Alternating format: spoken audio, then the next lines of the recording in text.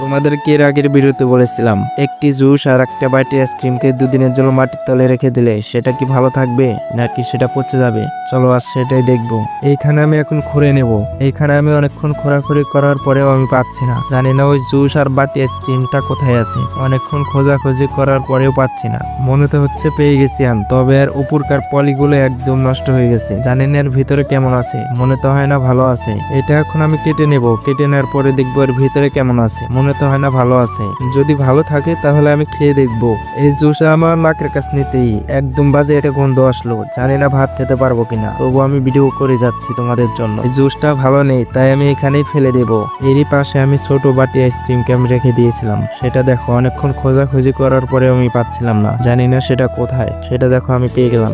সেটা এখন আমি ধুয়ে নিয়ে আসবো। ধুয়ে নিয়ে আসার পরে আমি দেখবো এটা ঠিক আছে কিনা। ধুয়ে নিয়ে আসার পরে যখন আমি এটা করলাম মনে হচ্ছিল এটা ভালো আছে, মনে হয় এটা খাওয়া যাবে। দেখো এটা কেনার পরে মনে হচ্ছিল ভালো আছে, তাই আমি এটা খেয়ে ফেলবো।